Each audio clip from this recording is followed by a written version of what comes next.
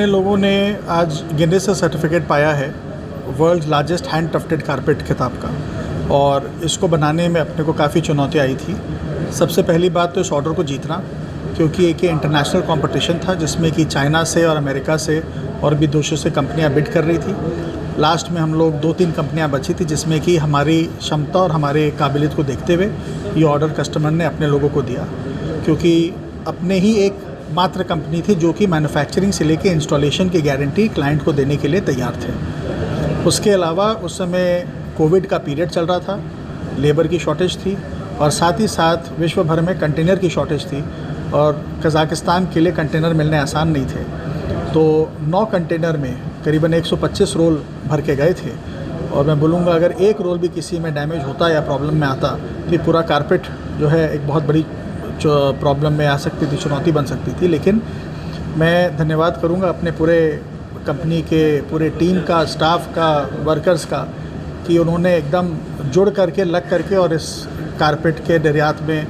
हमारा पूरा सहयोग दिया और एक बहुत बड़ी हम लोग को सफलता मिली है। किन देशों से कंपटीशन था आपका? तो चाइना से कुछ कंपनियां थी और एक कंपनी अमेरिका की थी जो कि वहाँ नहीं बना के कहीं और बनाती, लेकिन नामी कंपनी है, तो जिस कारण से कि वो लोग भी बिड में थे। ऐसा है कि मैं भदोही में हूँ, हमारा प्रतिष्ठान भदोही में है, और जो कारपेट आप मेरे पीछे देख रहे हैं ये कारपेट विश्व का सबसे बड़ा कालीन है, हैंड टफ्टेड कालीन है। और आज इसके लिए हमें गिनीज वर्ल्ड रिकॉर्ड्स की में मान्यता प्राप्त हुई है, और इस कालीन के बारे में जितना कहा जाए उतना कम है। ये विश्व के सबसे बड़े कालीनों में सबसे बड़ा कालीन है, जिसका कि क्षेत्रफल लगभग 12,400 मीटर के आसपास में है। और इसको ये कहा जाए कि इसके बारे में कल्पना करना भी बहुत बड़ी बात है कि इतना बड़ा कालीन एक स्थान के ऊपर में कैसे डिज़ाइन किया गया, कैसे बनाया गया, कैसे बिछाया गया, कैसे कंप्लीट किया गया। ये अपने आप में एक बहुत ही असंभव सा कार्य किया गया है, जिसका कि आज हमें विश्व की सबसे प्रतिष्ठित संस्था के द्वारा मान्यता प्राप्त हुई है। ये हमारे लिए, हमारे देश के लिए गौरव की बात है। ये भदोही के कालीन उद्योग के लिए गौरव की बात है, पूरे उत्तर प्रदेश के गौरव की बात है, और इससे हमारा उत्साह बढ़ा है। हम चाहेंगे कि और इससे भी कठिन कार्य करने के लिए हम तत्पर रहें। इसके बारे में कुछ डिटेल में आपको बताना चाहता हूँ कि इस कालीन को बनाने में लगभग 6 माह का समय लगा।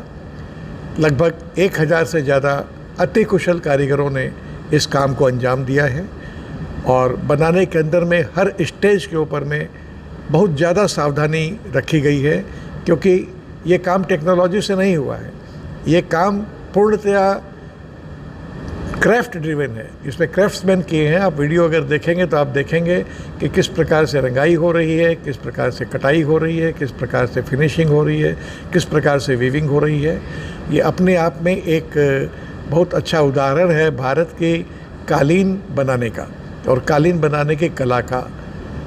हम इस चीज़ से बहुत उत्साहित हैं और हम आशा करते हैं कि भविष्य में और भी बड़े काम और भी कठिन काम करने के लिए हमें मिलेंगे। कोविड टाइम में बनाई थी और एक लंबा समय लग गया इसको वैश्विक स्तर पे बड़े कालीन को लेकर स्थापित करने में। क्या क्या चुनौतियाँ रही उस समय कोविड काल में? देखिए, सबसे बड़ी तो कोविड की चुनौती थी कि उस समय पे मैन पावर आधा हो गया था।